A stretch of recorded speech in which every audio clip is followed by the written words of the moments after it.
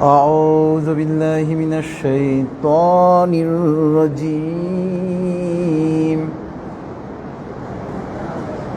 بسم الله الرحمن الرحيم.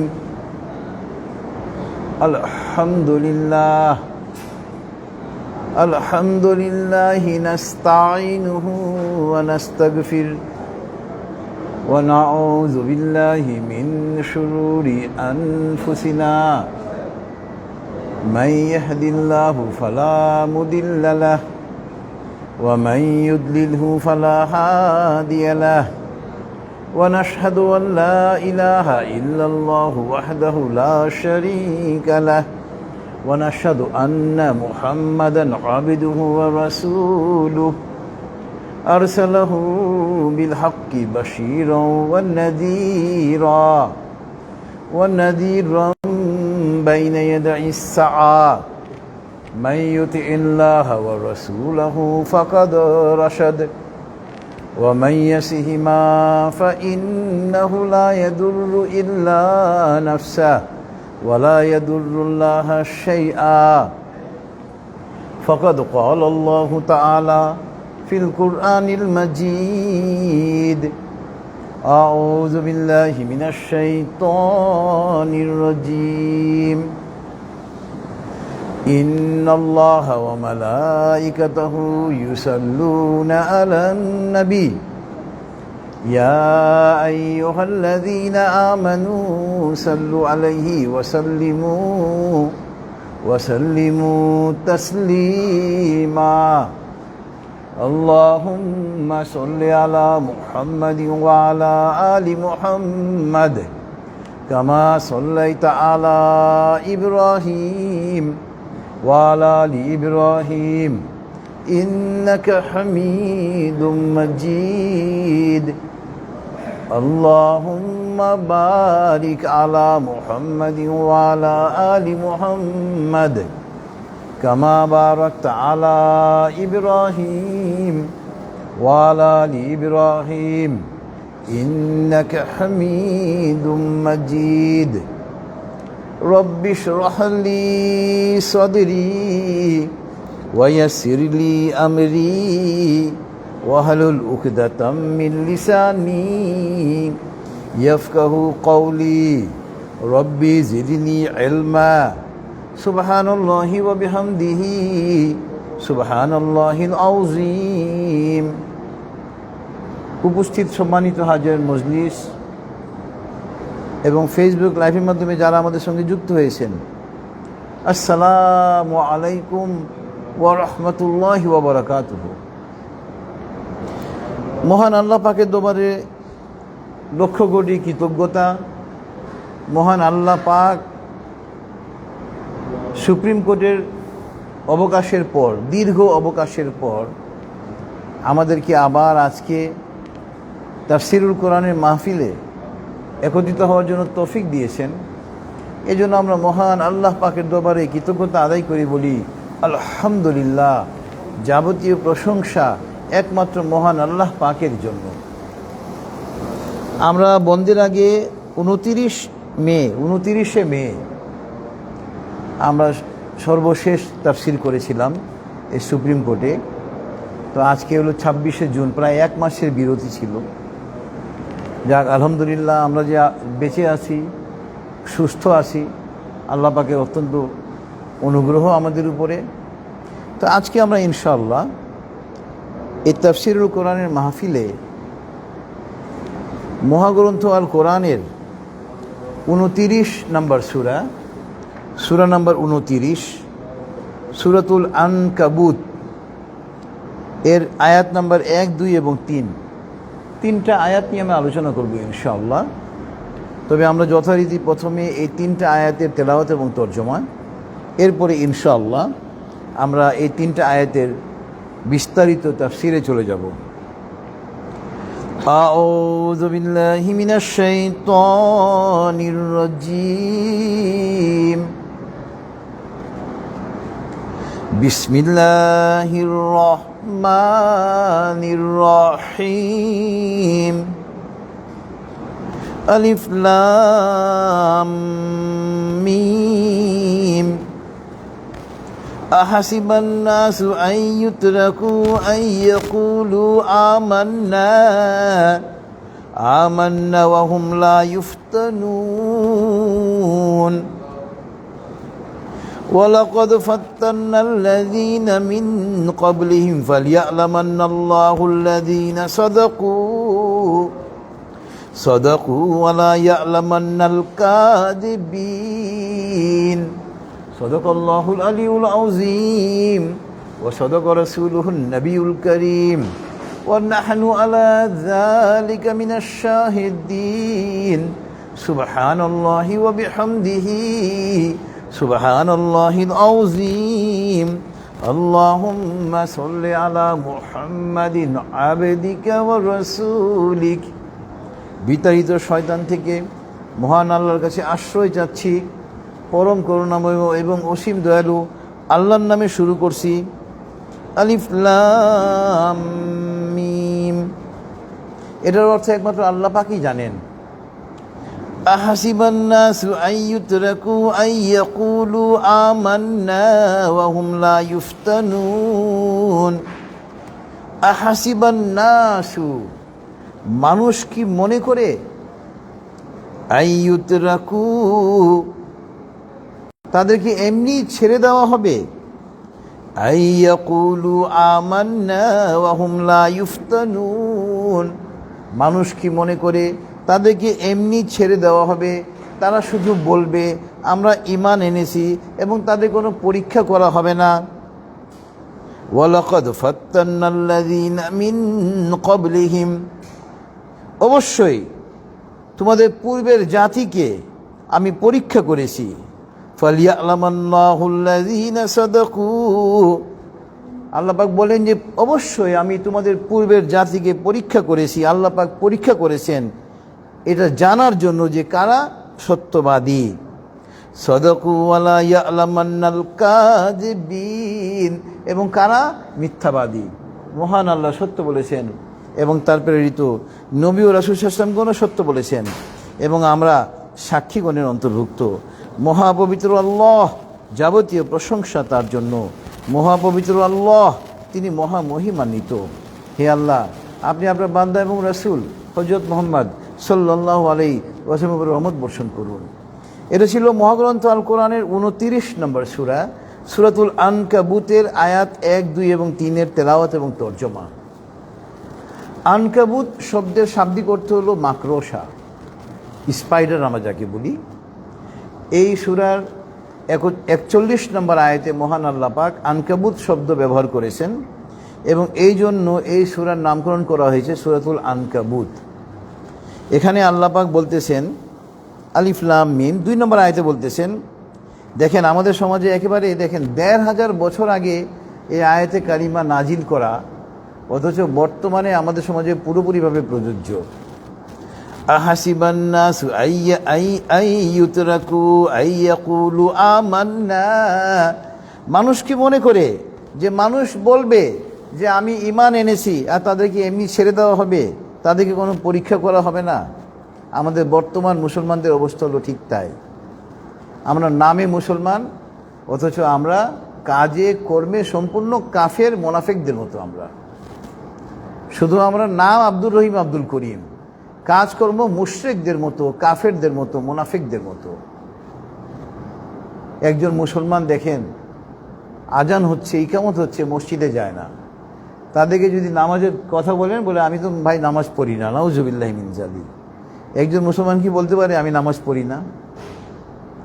আর আমাদের দৈনন্দিন জীবনে আমরা কত হারাম কাজের সঙ্গে আমরা লিপ্ত। আল্লাহ পাকের আদেশ বহির্ভূত কাজ করতেছি, যেগুলো নিষেধ ওগুলো আমরা করতেছি। যা করার জন্য আল্লাহ পাক বলেছেন তা তো আমরা করি না, যা করার জন্য বলেননি তা আমরা করতেছি। নাউজুবিল্লাহি মিন যালিক।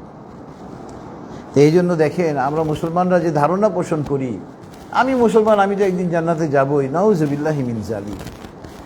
জান্নাতে যাওয়া এত সহজ না। জান্নাতে যেতে হলে জান্নাতে যাওয়ার মতো কাজ করতে হবে।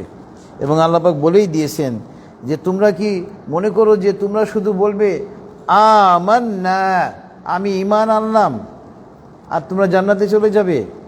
তোমাদেরকে কোনো পরীক্ষা করা হবে না? তোমাদের পূর্বের জাতিদেরকে আমি পরীক্ষা করেছি এইটা জানার জন্য। এলমুন শব্দ থেকে আসছে ফালিয়ালামান্নাল্লাহ, আল্লাহ পাক জানার জন্য তাদেরকে পরীক্ষা করবেন যে কারা মিথ্যাবাদী এবং কারা সত্যবাদী, কারা সত্যবাদী আর কারা মিথ্যাবাদী। সত্যবাদী বলতে এখানে বুঝিয়েছেন আল্লাহ পাক কারা তাওহীদবাদী মুসলমান। আমরা মুসলমানরা দুনিয়াতে এসেছি, আমাদের মূল কাজ হলো তাওহীদের উপরে বিশ্বাস স্থাপন করা এবং তাওহীদের উপরে কায়েম থাকা। মা আত-তাওহীদু, তাওহীদ কি? আত-তাওহীদু ঈমানুন বিইলাহি ওয়াহিদ, তাওহীদ হলো একমাত্র সৃষ্টিকর্তা মহান আল্লাহ পাকের উপরে ঈমান আনা। তা আল্লাহ পাক বলতেছেন আমি তোমাদেরকে পরীক্ষা করার জন্য পরীক্ষা করব, যেরূপভাবে তোমাদের পূর্ববর্তী জাতিদেরকে আমি পরীক্ষা করেছিলাম যে কারা সত্যবাদী। সত্যবাদী মানে কারা তাওহীদবাদী মুসলমান, আর কারা মিথ্যাবাদী, কারা তাওহীদের উপরে বিশ্বাস স্থাপন করে নাই। তো পরীক্ষা আল্লাহ পাক নিবেন, দুনিয়াতে আল্লাহ পাক পরীক্ষা নিবেন, মুসলমানদের পরীক্ষা হবেই। এবং এটার উপরে আজকে আমরা চলে যাব মহাগ্রন্থ আল কোরআনের অন্যান্য সূরার অন্যান্য আয়াত, যা আজকে তাফসীরের সঙ্গে প্রাসঙ্গিক। আল্লাহ পাক সূরাতুল বাকারার আয়াত 155, 156 এবং 157 নম্বর আয়াতে বলতেছেন ওয়ালানাবলুওয়ান্নাকুম বিশাইইম মিনাল খাউফি ওয়াল জুই ওয়া নাকসিম মিনাল আমওয়ালি ওয়াল আনফুসি ওয়াস সামারাত ওয়া বাশশিরিস সাবিরিন আল্লাযীনা ইযা আসাবাতহুম মুসিবা ক্বালু ইন্না লিল্লাহি ওয়া ইন্না ইলাইহি রাজিউন উলাইকা আলাইহিম সালাওয়াতুম মির রাব্বিহিম ওয়া রাহমাহ ওয়া উলাইকা হুমুল মুহতাদুন।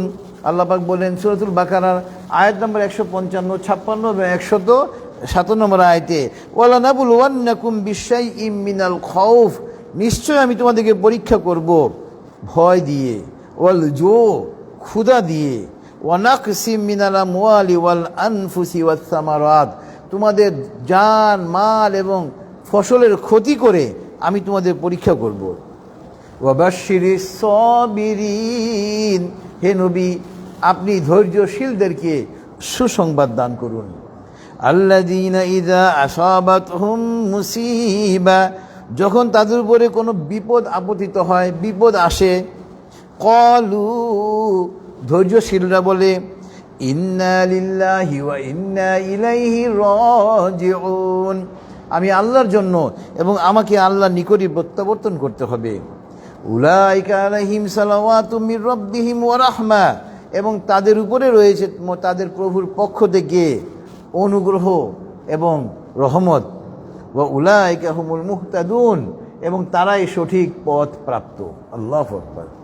দেখেন আমরা তো মনে করি কেউ মারা গেলেই ইন্না লিল্লাহি ওয়া ইন্না ইলাইহি রাজিউন পড়া লাগে, কিন্তু যে কোনো বিপদে যে কোনো সমস্যায় আমরা এই দোয়াটা পড়ব, ইন্না লিল্লাহি, ইন্না মানে নিশ্চয় আমি, লিল্লাহি আল্লাহর জন্য, ওয়া ইন্না এবং নিশ্চয় আমি, ইলাইহি রাজিউন এবং আমার প্রত্যাবর্তন আল্লাহর নিকটই। আল্লাহু আকবার। তার মানে আমরা মুসলমানরা এই আকীদা আমরা পোষণ করব, এই বিশ্বাস স্থাপন করব। আমাদেরকে করতে হবে যে আমরা দুনিয়াতে এসেছি একটা নির্দিষ্ট মেয়াদের জন্য, এবং এই মেয়াদের যখন এই হায়াতের পরিসমাপ্তি হবে আমাদেরকে মৃত্যুর মুখোমুখি হতে হবে। মৃত্যুর মুখোমুখি হয়ে আমাদেরকে আল্লাহ পাকের কাছে গিয়ে হাজিরা দিতে হবে, আমাদের সমস্ত দুনিয়ার কাজকর্মের হিসাব নিকাশ দিতে হবে। এই ধারণা আমাদেরকে সবসময় পোষণ করতে হবে, এই ধারণা আমাদেরকে মনের মধ্যে রাখতে হবে, এবং এটাই হলো একজন মুমিনের মানে প্রথম দায়িত্ব এবং কর্তব্য। আমরা কিন্তু দুনিয়াতে আজীবন থাকার জন্য আসিনি, দুনিয়া ছেড়ে আমাদেরকে চলে যেতে হবে। আমাদের পূর্বপুরুষরা চলে গিয়েছেন, তারা কি আছেন? নেই। এটা নির্দিষ্ট মেয়াদ, 50, 60, 70, 80, সর্বোচ্চ 80-90 বছর বয়স হলে মারা যায়। 70 বছর হলে তো এখন মানুষ বলে ভাই অনেক লম্বা হায়াত পেয়েছেন, আলহামদুলিল্লাহ। 50-60 আজকাল যেতে না যেতে আমরা মৃত্যুর মুখোমুখি হয়ে যাচ্ছি। ইয়াংরা মারা যাচ্ছে এখন, বেশি বেশি ইয়াং ছেলে মেয়ের মৃত্যু হচ্ছে। তো মৃত্যু অবধারিত, মৃত্যু হবেই। এই জন্য মৃত্যুর জন্য আমাদের পুঁজি, পরকালের জন্য পুঁজি সংগ্রহ করতে হবে। একজন মুমিন বান্দা মাত্রই পরকালের জন্য পুঁজি অন্বেষণ করবে। এবং দুনিয়াতে আমরা আল্লাহ পাক বলেই দিয়েছেন সূরাতুল বাকারায় যে আমি তোমাদের জান, মালের, ফলের ক্ষতি করব, বিপদ চলে আসতে পারে তোমাদের উপরে। ওই বিপদের সময় তোমরা নিরাশ হবে না, তোমরা ধৈর্য ধারণ করো, আমার উপরে ভরসা রাখো, আল্লাহর উপরে ভরসা রাখতে হবে। এবার চলে আসি আমরা, আগে ছিল সূরাতুল বাকারার আয়াত 155, 156 এবং 157 তাফসীরের সঙ্গে প্রাসঙ্গিক আজকের। এবং এখন হলো সূরাতুল বাকারারই আয়াত নম্বর 214। এখানে আল্লাহ পাক আরও স্পষ্টভাবে বলছেন, আম হাসিবতুম আন তাদখুলুল জান্নাতা ওয়ালাম্মা ইয়াতিকুম মাসালুল লাযীনা খালাউ মিন ক্বাবলিকুম মাসাতহুমুল বা'সাউ ওয়াদ-দাররাউ ওয়া যুলজিলু হাত্তা ইয়াকুলার রাসূলু ওয়াল্লাযীনা আমানু মা'আহু মাতা নাসরুল্লাহ আলা ইন্না নাসরুল্লাহি করিব। তোমরা কি মনে করো তোমরা এমনি এমনি জান্নাতে চলে যাবে, অথচ তোমাদেরকে তো পূর্ববর্তীদের মতো তোমাদেরকে স্পর্শ করে নাই দুঃখ, কষ্ট, রোগ, ব্যাধি। এবং তাদেরকে দুঃখ, কষ্ট, রোগ, ব্যাধি এমনভাবে প্রকম্পিত করেছিল যে তৎকালীন আল্লাহর রাসূল এবং রাসূলের সঙ্গে ইমানদাররা বলে উঠেছিল, মাতা নাসরুল্লাহ, আল্লাহ পাকের সাহায্য কোথায়? পূর্ববর্তী উম্মতদেরকে, নবীগণকে আল্লাহ পাক পরীক্ষা করেছিলেন দুঃখ দিয়ে, কষ্ট দিয়ে, রোগ ব্যাধি দিয়ে। এবং এমনভাবে দুঃখ কষ্ট দিয়েছিলেন, রোগ ব্যাধি দিয়েছিলেন যে তাদেরকে রোগ ব্যাধি দিয়ে, দুঃখ কষ্ট দিয়ে প্রকম্পিত করেছিলেন, অভাব দিয়ে প্রকম্পিত করেছিলেন যে তারা দুঃখ কষ্ট এত কঠিন দুঃখ কষ্ট ছিল যে তারা এমনকি আল্লাহর নবী, তৎকালীন আল্লাহর রাসূল, আল্লাহর নবী এবং ঈমানদারগণ বলেছিলেন, কি বলেছিলেন? হাত্তা ইয়াকুলার রাসূলু ওয়াল্লাযীনা আমানু মাহু মাতা নাসরুল্লাহ, আল্লাহ পাকের সাহায্য কোথায়? এই জন্য ভাই দুঃখ জীবনে আসতেই পারে, কষ্ট আসতেই পারে। একটা কাজ করতেছেন আপনি, হয়তো একবার চেষ্টা করেছেন, সফল হন নাই, ব্যর্থ হয়েছেন, তাই বলে হাল ছেড়ে দিলে হবে না, আবার চেষ্টা করতে হবে। আমরা বলি, একটা কবিতা পড়ি, পারিব না এই কথাটি বলিও না আর, কেন পারিবে না তাহা ভাবো একবার, একবার না পারিলে দেখো শতবার। এটা কোনো কবির কথা না, এটা কোরআনের কথা। আল্লাহু আকবার। আমরা বলি যে অমুক কবি এটা লিখেছেন, অথচ ১৫০০ বছর আগে মহাগ্রন্থ আল কোরআনেই আল্লাহ পাক এই কথা বলে দিয়েছেন। এবং আল্লাহ পাক বলতেছেন, আলা ইন্না নাসরুল্লাহি করিব, আল্লাহ পাকের সাহায্য অতি নিকটে। এরপরে আজকে তাফসীরের সঙ্গে প্রাসঙ্গিক, এটা ছিল সূরাতুল বাকারার আয়াত নম্বর 214। এরপরে হলো আয়াত নম্বর 142 সূরাতুল আলে ইমরান। সূরাতুল আলে ইমরানের আয়াত নম্বর 142 মহান আল্লাহ পাক বলতেছেন, আম হাসিবতুম আন তাদখুলুল জান্নাতা ওয়ালাম্মা ইয়া'লামিল্লাহুল্লাযীনা জাহাদু মিনকুম ওয়া ইয়া'লামাস সাবিরিন। আল্লাহ পাক বলেন, তোমরা কি মনে করো যে তোমরা এমনি এমনি জান্নাতে প্রবেশ করবে, অথচ আল্লাহ পাক তো এখনো জানেন না, পরীক্ষা নেন নাই তোমাদের, যে তোমাদের মধ্যে কারা জিহাদ করবে আল্লাহর রাস্তায় এবং তোমাদের মধ্যে কারা ধৈর্যশীল। চেষ্টা করতে হবে আল্লাহর রাস্তায়, আল্লাহর রাস্তায় বারবার চেষ্টা করতে হবে। আল্লাহর পথে চলার জন্য অজস্র চেষ্টা করতে হবে। একবার দুইবার ব্যর্থ হয়ে গেলাম বলে একেবারে ছেড়ে দিলে হবে না, চেষ্টা চালিয়ে যেতে হবে। কারণ আল্লাহ পাক দেখতে চান আল্লাযীনা জাহাদু মিনকুম ওয়া ইয়ালামাস সাবিরিন ওয়ালাম্মা ইয়ালামিল্লাহুল্লাযীনা জাহাদু মিনকুম ওয়া ইয়ালামাস সাবিরিন। আল্লাহর রাস্তায় চেষ্টা করতে হবে, আল্লাহর রাস্তায় জিহাদ করতে হবে। জিহাদ শব্দের অনেক অর্থ। জিহাদ শব্দের অর্থ সম্মুখ লড়াই, জিহাদ শব্দের অর্থ চেষ্টা। এখন আমাদের দেশে এমন একটা অবস্থা, সম্মুখ লড়াইয়ের কোনো প্রয়োজনীয়তা নাই। আলহামদুলিল্লাহ, আমরা প্রায় 95% লোক এই দেশের মুসলমান। এখন আমাদেরকে চেষ্টা করতে হবে, যেহেতু আমরা 95% লোক এই দেশে মুসলমান, আমরা ইসলামিক খিলাফত যেন এই দেশে কায়েম হয় ওই চেষ্টা করতে হবে। এবং এটাই হলো আমাদের জন্য সর্বোত্তম জিহাদ। বর্তমান বাংলাদেশের প্রেক্ষাপটে সবচেয়ে বড় জিহাদ হলো ইসলামী খিলাফত কায়েম করার জন্য আমরা কোনো প্রচেষ্টা গ্রহণ করা। এখন বর্তমান যে সরকার আমাদের দেশে, ইসলাম বান্ধব সরকার। ব্রিটিশ আমল থেকে যদি আপনি গবেষণা করে দেখেন, এরকম ইসলাম বান্ধব সরকার ছিল না। ব্রিটিশ আমলেও ছিল না, পাকিস্তান আমলেও ছিল না, আর বিগত বিভিন্ন সরকারের আমলে তো ছিলই না। এই এখন যে সরকার অত্যন্ত ইসলাম বান্ধব সরকার। এখন যদি বাংলাদেশের প্রত্যেকটা ইসলামী দল একত্রিত হয়ে নির্বাচন করে, আগামী যে নির্বাচন হবে, ইনশাআল্লাহ ইসলামী খিলাফত এই দেশে কায়েম করা অত্যন্ত সহজ। এখন আমাদের মুসলমানদেরকে বুঝতে হবে যে আমরা ওই মনে করি কি যে ইসলাম মানে মসজিদ মাদ্রাসায় বন্ধ। নাউজুবিল্লাহি মিন যালিক। ইসলাম হলো আপনার আমার ব্যক্তি জীবন, পারিবারিক জীবন, সামাজিক জীবন তথা রাষ্ট্রীয় জীবনের চালিকা শক্তি। এটা মনে রাখতে হবে।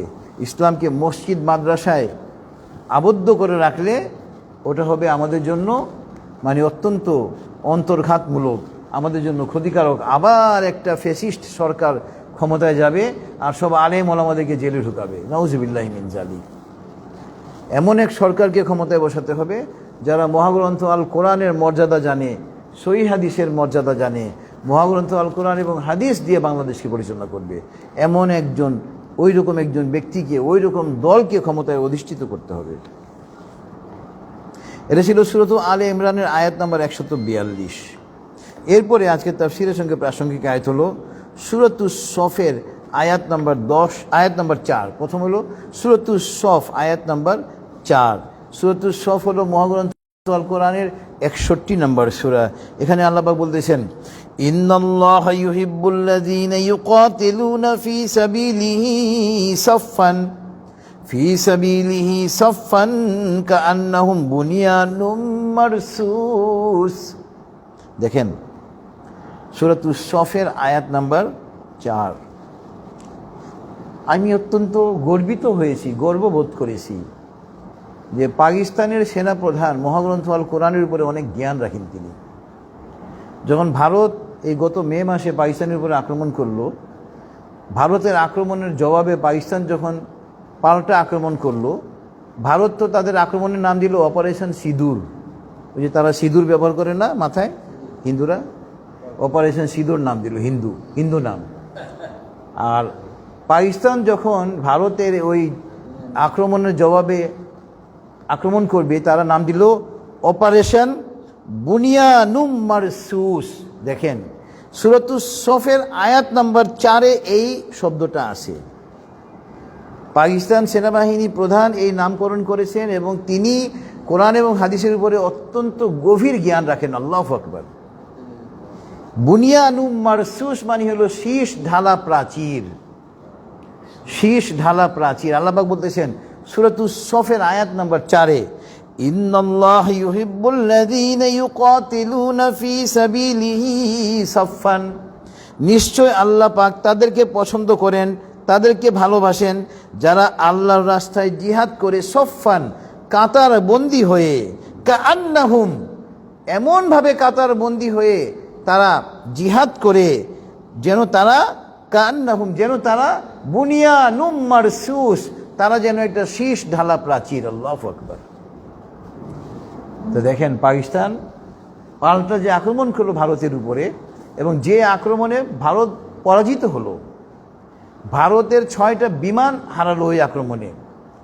ভারতের রাফাল বিমান, পৃথিবীর সবচেয়ে শ্রেষ্ঠ মানে যুদ্ধ বিমান, 3টা রাফাল বিমান ধ্বংস করে দিল পাকিস্তানিরা, এবং আরও 3টা যুদ্ধ বিমান, মোট 6টা যুদ্ধ বিমান পাকিস্তানিরা ধ্বংস করলো ভারতের। পরে ভারত দেখলো আমি তো ধ্বংস হয়ে যাচ্ছি, আর ভারতের অন্যান্য অনেক জায়গা গুরুত্বপূর্ণ আপনার বিমান ঘাঁটিগুলো ধ্বংস করে দিয়েছে পাকিস্তান। তখন দেখলো, যখন ভারত দেখলো পরাজয় তাদের একেবারে নিকটবর্তী, তখন আমেরিকার মাধ্যমে তারা ওই যুদ্ধবিরতির প্রস্তাব দিল। তো এই কথাটা এই জন্য বললাম, এই বুনিয়ানুম মারসুস, শীষ ঢালা প্রাচীর। আমাদেরকে এখন শিক্ষা নিতে হবে, এই বাংলাদেশে ইসলামী খিলাফত কায়েম করার জন্য আমাদেরকে চেষ্টা করতে হবে এই বুনিয়ানুম মারসুসের মতো শীষ ঢালা প্রাচীরের ন্যায়। কঠিনভাবে চেষ্টা করতে হবে আমাদেরকে, যে আমরা এখানে প্রায় 90 থেকে 95% লোক এই দেশে মুসলমান, তো এখানে ইসলামী খিলাফত কেন কায়েম হবে না? এই জন্য আমাদেরকে ওই রকম বুনিয়ানুম মারসুস, শীষ ঢালা প্রাচীরের ন্যায় চেষ্টা করতে হবে, এবং আল্লাহ পাকের কাছে এইরকম চেষ্টা অত্যন্ত পছন্দনীয়। আল্লাহু আকবার। এরপরে আজকে তাফসীরের সঙ্গে প্রাসঙ্গিক আয়াত হলো সূরাতুস সফেরই আয়াত 10 থেকে 13। এখানে আল্লাহ পাক বলতেছেন, ইয়া আইয়ুহাল্লাযীনা আমানু হাল আদুল্লুকুম আলা তিজারাতিন তুনজিকুম মিন আযাবিন আলীম তু'মিনুনা বিল্লাহি ওয়া রাসূলিহি ওয়া তুজাহিদুনা ফি সাবিলিল্লাহি বিআমওয়ালিকুম ওয়া আনফুসিকুম যালিকুম খায়রুল লাকুম ইন কুনতুম তা'লামুন ইয়াগফির লাকুম যুনুবাকুম ওয়া ইউদখিলকুম জান্নাতিন তাজরি মিন তাহতিহাল আনহার ওয়া মাসাকিন তয়্যিবাতান ফি জান্নাতি আদন যালিকাল ফাওজুল আযীম ওয়া উখরা তুহিব্বুনাহা নাসরুম মিনাল্লাহি ওয়া ফাতহুন করিব ওয়া বাশশিরিল মুমিনিন। দেখেন, আরবরা ব্যবসা খুব পছন্দ করত, কারণ ব্যবসা করলে লাভ হয়, ব্যবসায় লাভ আসে। তো দেখেন আল্লাহ পাক আরবদেরকে তাওহীদের দিকে দাওয়াত দিচ্ছেন, ইয়া আইয়ুহাল্লাযীনা আমানু, হে ঈমানদারগণ, হাল আদুল্লুকুম আলা তিজারা, হে ঈমানদারগণ, আমি কি তোমাদেরকে একটা ব্যবসার কথা বলে দিব, তুনজিকুম মিন আযাবিন আলীম, এমন একটা ব্যবসার কথা কি আমি বলে দিব যে ব্যবসা তোমাদেরকে যন্ত্রণাদায়ক শাস্তি থেকে রক্ষা করবে। ব্যবসাটা কি? দেখেন, তুমিনুনা বিল্লাহি ওয়া রাসূলিহি, আল্লাহ এবং তার রাসূলের উপরে ঈমান আনো, ওয়া তুজাহিদুনা ফি সাবিলিল্লাহি বিআমওয়ালিকুম ওয়া আনফুসিকুম, এবং আল্লাহর রাস্তায় তোমরা জিহাদ করো তোমাদের জান এবং মাল দিয়ে। আল্লাহু আকবার। যালিকুম খায়রুল লাকুম ইন কুনতুম তা'লামুন, এবং এটাই তোমাদের জন্য উত্তম যদি তোমরা তা জানতে। আমরা মসজিদে বসে সুবহানাল্লাহ পড়বেন, জান্নাতে গাছ লাগাবেন, আর ক্ষমতায় থাকবে একটা ফ্যাসিস্ট সরকার, ইসলাম বিরোধী সরকার, ওই সুবহানাল্লাহ পড়লে জান্নাতে গাছ হবে, কিন্তু ওই গাছের ফল আপনি আমি খেতে পারবো না। এই যে দেখেন, আজকে ইসরায়েল যেভাবে ইরান নামক এটা ইসলামী রাষ্ট্রকে ধ্বংস করতে চেয়েছিল, তে ইরান যদি সামরিক শক্তি অর্জন না করত আজকে ধ্বংস হয়ে যেত। ভারত যেভাবে পাকিস্তানকে ধ্বংস করতে চেয়েছিল, পাকিস্তান যদি সামরিক শক্তি অর্জন না করতো ধ্বংস হয়ে যেত।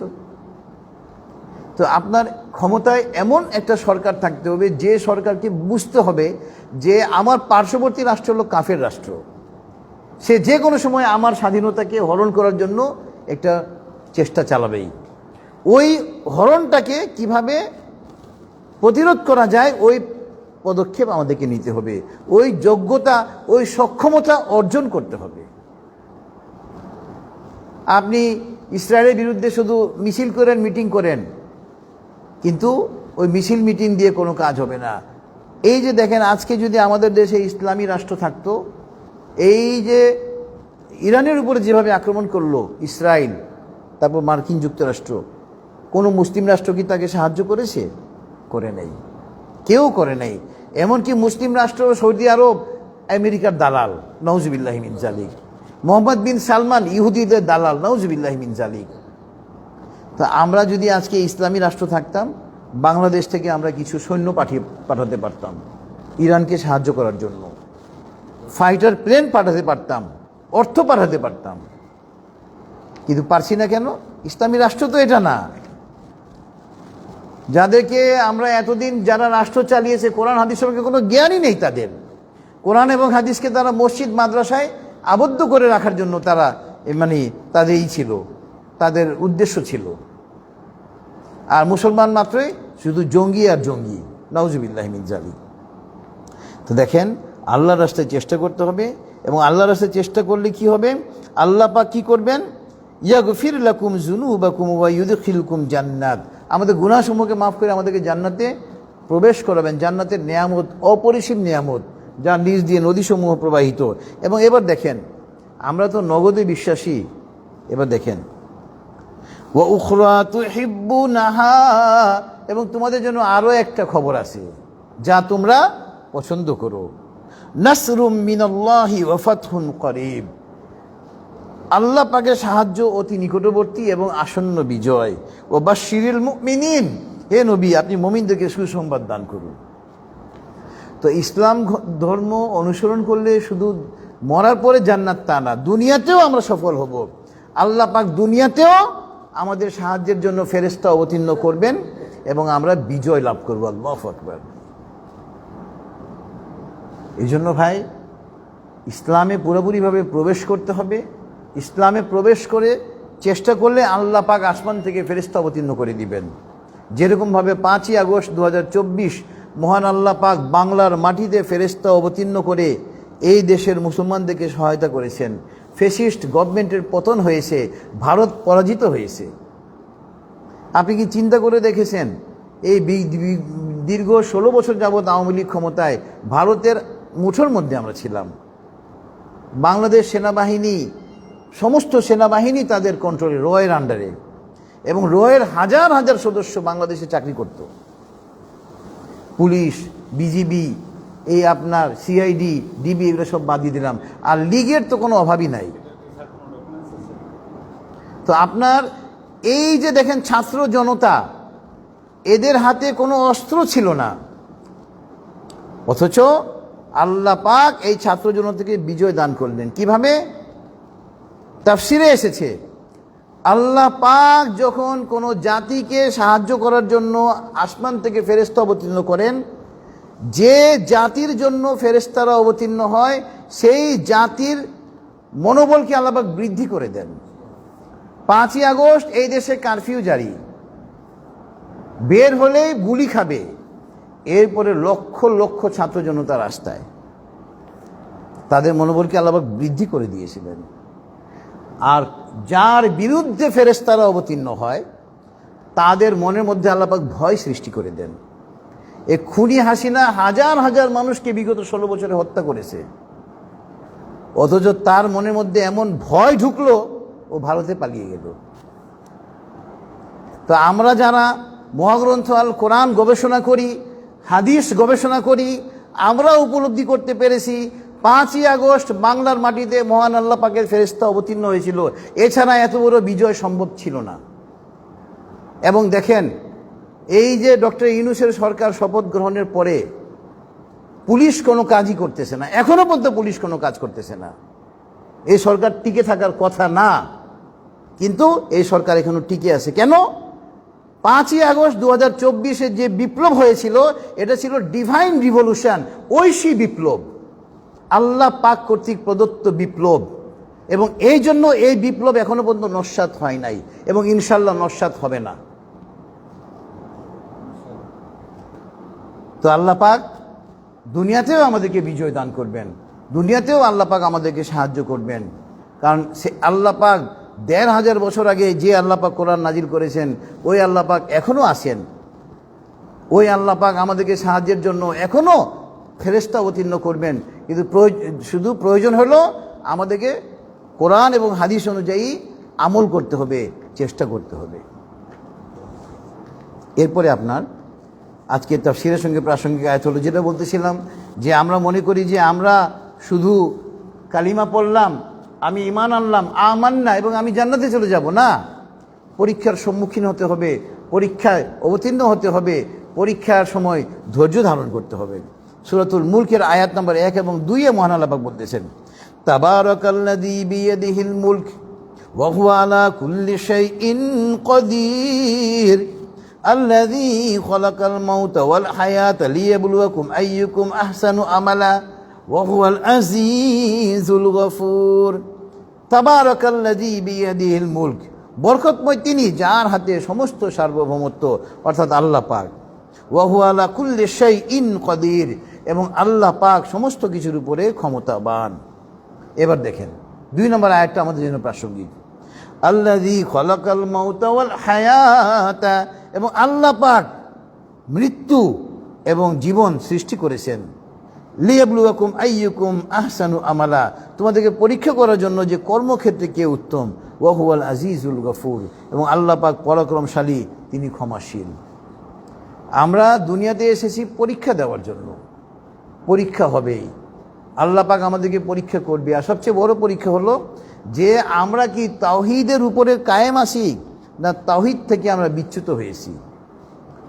একজন মুসলমান মাত্রই তাওহীদের উপরে কায়েম থাকার জন্য সর্বাত্মক চেষ্টা করতে হবে।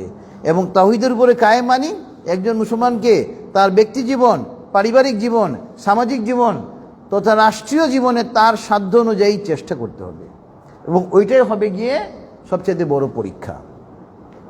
এরপরে আপনার আজকে তাফসীরের সঙ্গে প্রাসঙ্গিক আয়াত হলো সূরাতুল মুদ্দাসসিরের আয়াত নম্বরে, যেটা বলছিলাম আমি, যে নামাজ আজান হচ্ছে, ইকামত হচ্ছে, আমরা মুসলমানরা নামাজে যাই না। তাদেরকে যদি বলা হয় ভাই নামাজে আসেন, বলে ভাই আমি তো নামাজ পড়ি না।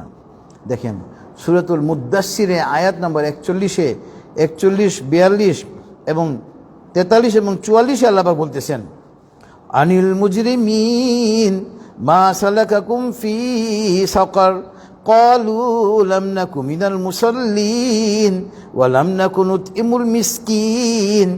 দেখেন যারা জেলখানায় গিয়েছেন তাদের অভিজ্ঞতা আছে। জেলখানায় কেউ গেলে অন্যান্য আসামিরা জিজ্ঞেস করে, কয়েদিরা, ভাই আপনার অপরাধ কি? আপনি কি চুরির মামলা, না ডাকাতির মামলা, না হত্যা মামলা? আপনার অপরাধ কি? ওই রকমভাবে যখন জাহান্নামীদেরকে জাহান্নামে নিক্ষেপ করা হবে, তখন জাহান্নামীদেরকে জাহান্নামের ফেরেশতারা জিজ্ঞেস করবে, আনিল মুজরিমিন, জাহান্নামীদেরকে, মা সালাকাকুম ফি সাকার, তোমরা জাহান্নামে নিক্ষিপ্ত হলে কেন? এবং জাহান্নামীরা নিজেরা, ক্বালু, জাহান্নামীরা বলবে, লাম নাকু মিনাল মুসাল্লিন, আমরা নামাজ আদায় করতাম না, যারা নামাজ পড়তো আমরা তাদের সঙ্গে ছিলাম না। ওয়া লাম নাকু নুতইমুল মিসকিন, এবং আমরা মিসকিনদেরকে খাবার দিতাম না। দেখেন জান্নাতে যেতে চাই আমরা, নামাজ অবশ্যই আদায় করতে হবে। মান তারাকা সালাতা ফাকাদ কাফার, যে ব্যক্তি নামাজ পরিত্যাগ করলো সে অবশ্যই কুফরি করলো। এরপরে আপনার সূরাতুল কিয়ামার আয়াত নম্বর 36, সূরাতুল কিয়ামার আয়াত নম্বর 36 আল্লাহ পাক বলতেছেন, আইয়াহসাবুল ইনসানু আন ইউতরাকা সুদা, মানুষ কি মনে করে যে তাকে এমনি ছেড়ে দেওয়া হবে? আমরা যেটা মনে করি, আমি তো কালিমাতে এইবার পড়নেওয়ালা, আমি তো আব্দুর রহিম আমার নাম, আমি তো জান্নাতে যাবো। নাউজুবিল্লাহি মিন যালিক। জান্নাতে যাওয়া এত সহজ নয়। জান্নাতে যাওয়ার জন্য জান্নাতে যাওয়ার মতো কাজ করতে হবে। এরপরে সূরাতুল ফজরের আয়াত নাম্বার 15 এবং 16 আজকে তাফসীরের সঙ্গে প্রাসঙ্গিক। এখানে মহান আল্লাহ পাক বলতেছেন, ফাআম্মাল ইনসানু ইযা মাবতালাহু রাব্বুহু ফাআকরামাহু ওয়া নাআমা ফায়াকুলু রাব্বি আকরামান। আল্লাহ পাক বলতেছেন, আমি যখন মানুষকে নিয়ামত দান করি পরীক্ষা করার জন্য, তখন সে বলে যে আল্লাহ পাক আমাকে সম্মানিত করেছেন। এখানে আসছে আল্লাহ পাক ধন সম্পদ দেন, নিয়ামত দেন, ক্ষমতা দেন পরীক্ষা করার জন্য। এবং ওয়া আম্মা ইযা মাবতালাহু ফাকাদারা আলাইহি রিজকা, এবং আল্লাহ পাক ধন সম্পদ কেড়ে নেন, ক্ষমতা কেড়ে নেন, বিপদ দেন পরীক্ষা করার জন্য। এবং আল্লাহ পাক বলতেছেন, যখন আমি মানুষের রিজিককে সংকুচিত করে দিই, ফায়াকুলু রাব্বি আহানান, তখন সে বলে আল্লাহ পাক আমাকে লাঞ্ছিত করেছে। নাউজুবিল্লাহি মিন যালিক। আমরা অনেক টাকা পয়সা আয় করে ফেলা মানে এটা না যে আমার উপরে আল্লাহর রহমত। নাউজুবিল্লাহি মিন যালিক। অনেক টাকা পয়সা আয় করা মানে আল্লাহর অনুগ্রহ না। টাকা পয়সা আপনাকে আল্লাহ পাক দিয়েছেন পরীক্ষা করার জন্য। আবার অনেক সময় আল্লাহ পাক আপনাকে আর্থিক কষ্টে রাখতেছেন, এটাও আল্লাহ পাকের একটা পরীক্ষা, যে আপনি আর্থিক কষ্টের সময়ে ধৈর্য ধারণ করেন কিনা, আল্লাহ পাককে ভুলে গিয়েছেন কিনা। এবং তাফসিরে এসেছে যে আপনার এই আর্থিক অবস্থা ভালো এবং আর্থিক অবস্থা অবনতি দুই অবস্থায় মুমিনের জন্য মঙ্গলজনক। কারণ একজন মুমিনের অবস্থা যখন ভালো হয়ে যায় তখন কিন্তু সে তার সুদিনে আল্লাহ পাকের শ্রেষ্ঠত্ব বর্ণনা করে, আল্লাহ পাকের কাছে কৃতজ্ঞতা আদায় করে যে আল্লাহ পাক তুমি আমাকে এত ধন সম্পদ দিয়েছো, আল্লাহ পাকের প্রতি সে কৃতজ্ঞতা জানায়। আল্লাহু আকবার। এবং এই জন্য আল্লাহ পাক দেখেন যে আমি আমার বান্দাকে এত নিয়ামত দিলাম, তারপর তো সে আমাকে ভুলে নাই, আল্লাহ পাক তার নিয়ামতকে আরও বৃদ্ধি করে দেন। আর যখন মুমিন বান্দার উপরে আল্লাহ পাক কোনো পরীক্ষা করেন, তার রিজিককে সংকুচিত করে দেন বা কোনো বিপদে আপতিত করেন, হ্যাঁ, তা কোনো কাজে তাকে ব্যর্থ করে দেন, যখন সে ধৈর্য ধারণ করে আবার চেষ্টা করে আল্লাহ সাহায্য চায়, তখন আল্লাহ পাক দেখেন যে আমার এই বান্দাকে আমি এত বড় বিপদ দিয়েছি, অথচ ওই বান্দা তো আমাকে ভুলে নাই। আল্লাহ পাক খুশি হয়ে তাকে ওই বিপদ থেকে উদ্ধার করেন। আল্লাহু আকবার। এই জন্য জীবনে দুঃখ কষ্ট স্পর্শ করতেই পারে, বিপদ স্পর্শ করতেই পারে, এবং এই সময়ে একজন মুমিন মাত্রই ধৈর্য ধারণ করবে, এবং ইসলাম আমাদেরকে এই শিক্ষাই দেয়। এরপরে আপনার আমরা একটা বাংলায় একটা বাগধারা পড়েছি, এই ভাব সমস্যা পড়তাম ছাত্র জীবনে, কাঁটা হেরি খান্ত কেন কমল তুলিতে, দুঃখ বিনা সুখ লাভ হয় কি মোহিতে। এবং ইংরেজিতে প্রবাদ আছে, জয় অ্যান্ড সরো কাম বাই টার্ন। এটা কোরআনের কথা। আল্লাহ পাক সূরাতু ইনসিরা, যাকে আমরা সূরাতু আলাম নাসরা বলি, এখানে আল্লাহ পাক বলতেছেন ফা ইন্না মাআল উসরি ইউসরান ইন্না মাআল উসরি ইউসরা, নিশ্চয় দুঃখের পরে কষ্ট, দুঃখের পরে সুখ, কষ্টের পরে সুখ। আল্লাহু আকবার। এই জন্য দুঃখ কষ্ট জীবনে আসতেই পারে, আমাদেরকে ওই সময় হতাশ হলে হবে না, আল্লাহ পাকের উপরে ভরসা রেখে ধৈর্য ধারণ করতে হবে। এখন আমরা চলে যাব আজকে তাফসীরের সঙ্গে প্রাসঙ্গিক একটা হাদিসে। আপনার জান্নাত নিয়ে আলোচনা হচ্ছিল, প্রথম আপনার জান্নাত সংক্রান্ত হাদিস। প্রথম হাদিস হলো আন আনাস ইবনে মালিক রাদিয়াল্লাহু আনহু قال হুফাতিল জান্নাহ বিল মাকারিহি ওয়া হুফাতিন নার বিশাহওয়াতি, রাওয়াহু মুসলিম, আত-তিরমিজি, সুনানে আহমদ। তিনটা সহিহ হাদিস গ্রন্থে এই হাদিসটা লিপিবদ্ধ হয়েছে। আনাস ইবনে মালিক যেন হাদিসখানা বর্ণনা করেছেন, এবং তিনি বলতেছেন জান্নাত ঢেকে রাখা হয়েছে দুঃখ কষ্ট দিয়ে, ক্লেশ দিয়ে, আর জাহান্নামকে ঢেকে রাখা হয়েছে আনন্দ উল্লাস দিয়ে। সুতরাং জান্নাতে যেতে হলে কষ্ট করতে হবে, পরিশ্রম করতে হবে, চেষ্টা করতে হবে, হ্যাঁ। আর জাহান্নামে যেতে হলে ওই শুধু আরাম আর আরাম, নাচ গান এটা ওটা যত মানে আপনি এনজয় করেন, নাউজুবিল্লাহি মিন যালিক। এই জন্য সহিহ হাদিসে এসছে হুফাতিল জান্নাতু বিল মাকারিহি ওয়া হুফাতুন নার বিশাহওয়াতি, তিনটা সহিহ হাদিস গ্রন্থে। এই জন্য দেখবেন ভালো কাজে লোকের অনেক অভাব, ভালো কাজে লোক নেই। আর একটা গান বাজনা করেন, আপনি জায়গা দিতে পারবেন না, নাউজুবিল্লাহি মিন যালিক।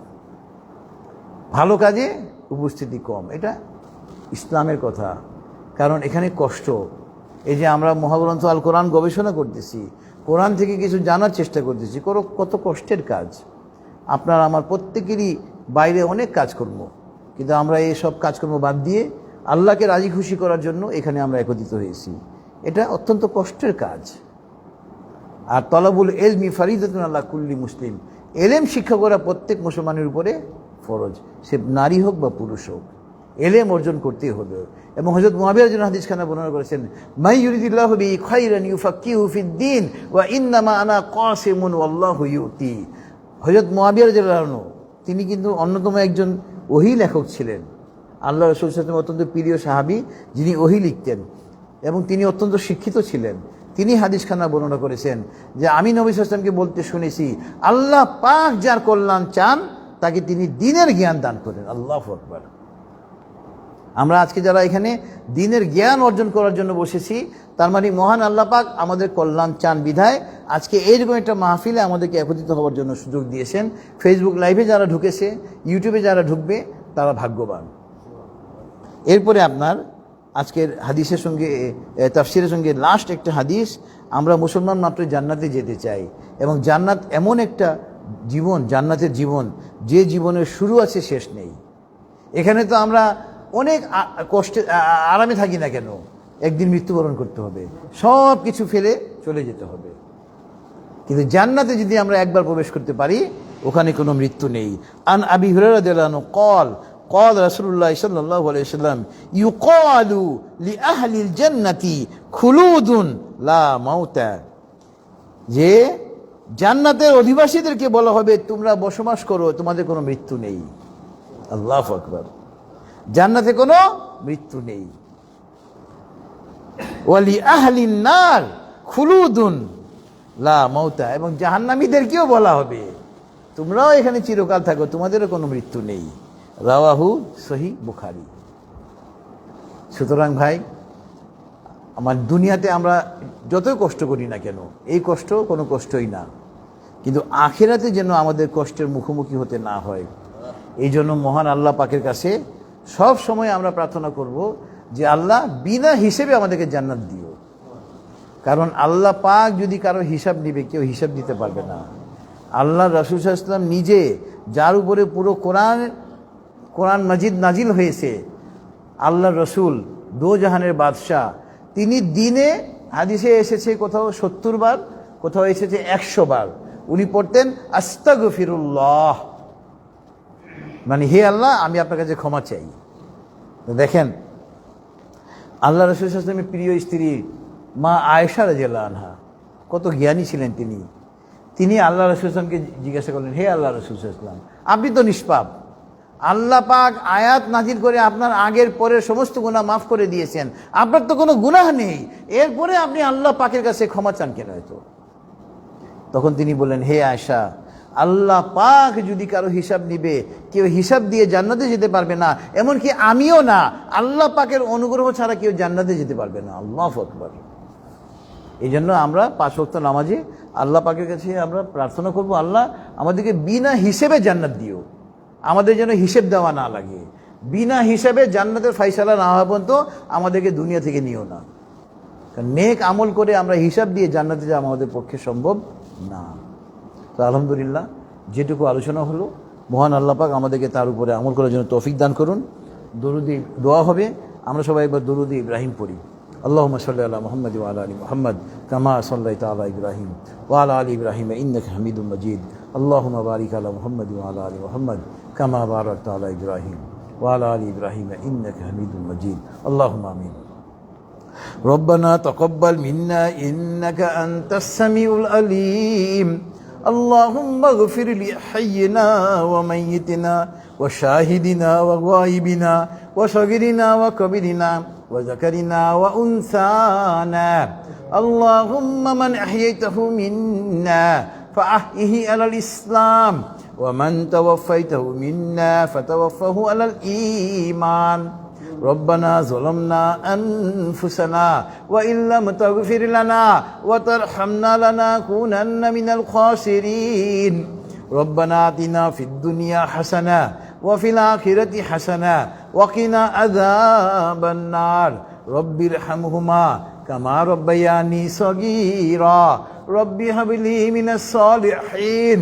رب زدني علما. أستغفر الله. اللهم إني أسألك الهدى والتقى والعفاف والغنى. হে আল্লাহ, আমরা তোমার কিছু বান্দা মাওলা, এই সুপ্রিমকোর্ট প্রাঙ্গণে মাওলা তাফসীরুল কোরআনের মাহফিল একত্রিত হয়েছে মাওলা, তোমার মহাগ্রন্থ আল কোরআন এবং তোমার হাবিবের হাদিস থেকে আলোচনা হয়েছে মাওলা। মাওলা আমাদের পড়া, বলা, শোনা, বুঝা এবং বুঝানোর মধ্যে অনেক ভুল হয়েছে মাওলা। মাওলা তুমি তো ক্ষমাশীল, তুমি ক্ষমা করতে পছন্দ করো মাওলা। মাওলা আমাদের পড়া, বলা, শোনা, বুঝা এবং বুঝানোর ভুল ত্রুটি ক্ষমা করে আমাদের এই আমলকে তুমি কবুল করে নাও মাওলা। মাওলা আমাদের এই মাহফিলকে আমাদের জন্য তুমি নাজাতের জারিয়া করে দাও মাওলা। মাওলা আমাদেরকে আরবি ভাষা, বাংলা ভাষা, ইংরেজি ভাষার উপরে অগাধ পারদর্শিতা দান করো মাওলা, যাতে করে সারা বিশ্বে তোমার কালামে পাকের বাণীকে আমরা ছড়িয়ে দিতে পারি মাওলা। তুমি আমাদেরকে সেই তৌফিক দান করো মাওলা। মাওলা আমাদের প্রত্যেককে মহাগ্রন্থ আল কোরআনের প্রত্যেকটা আয়াতের অর্থমর্ম ব্যাখ্যা পড়া, বুঝা, আমল করা এবং মানুষের কাছে তার দাওয়াত পৌঁছে দেওয়ার জন্য তৌফিক দান করো মাওলা। মাওলা আমাদের প্রত্যেককে মহাগ্রন্থ আল কোরআনের প্রত্যেকটা আয়াতের অর্থমর্ম ব্যাখ্যা পড়া, বুঝা, আমল করা এবং মানুষের কাছে তার দাওয়াত পৌঁছে দেওয়ার আগ পর্যন্ত আমাদের হায়াতকে বৃদ্ধি করে দাও মাওলা। বলা আমরা এই দেশে প্রায় 90 থেকে 95% লোক মুসলমান মৌলা। বলা আমাদের এই দেশে তুমি ইসলামী খিলাফত কায়েম করে দাও মৌলা। এমন এক সরকারকে বাংলাদেশের রাষ্ট্রীয় ক্ষমতায় অধিষ্ঠিত করো মৌলা, যে মহাগ্রন্থ আল কোরআন এবং সহি হাদিস দিয়ে এই দেশকে পরিচালনা করবে মৌলা। মৌলা তুমি আমাদের রিজিকে বরকত দাও মৌলা, আমাদের হায়াতে বরকত দাও মৌলা, আমাদের এলেমে বরকত দাও মৌলা। মৌলা এই দেশের বেশিরভাগ লোক গরিব মৌলা। মৌলা তাদের পরিবারের অভিভাবকরা সকালবেলা খালি হাতে রিজিকের তালাশে বের হয় মৌলা। মৌলা তাদের পরিবারের অন্যান্য সদস্য তাদের দিকে চেয়ে থাকে মৌলা। এই দেশের কোনো লোক যেন কোনোদিন খালি হাতে ঘরে না ফিরে মৌলা, তুমি সেই তৌফিক দান করো মৌলা। মৌলা আমাদের প্রত্যেককে প্রতিদিন পর্যাপ্ত পরিমাণে হালাল রিজিক নিয়ে ঘরে প্রবেশ করে তৌফিক দান করো মৌলা।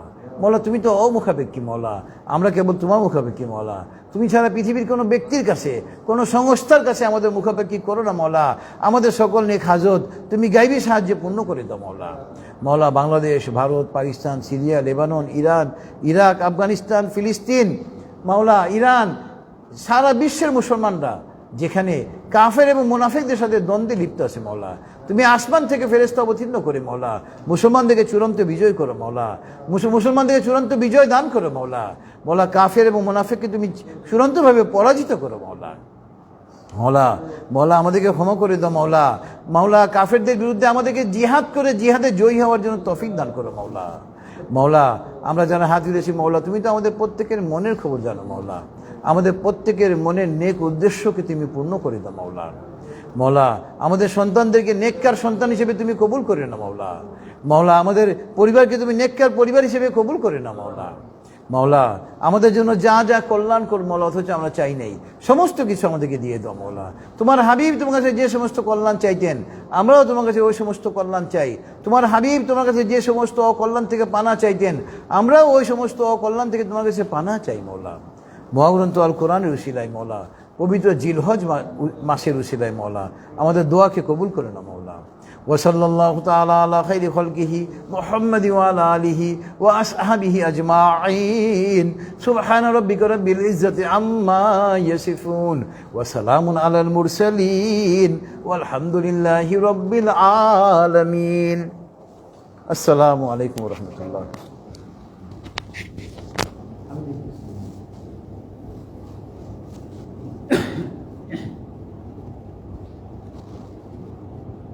কেমন আছেন?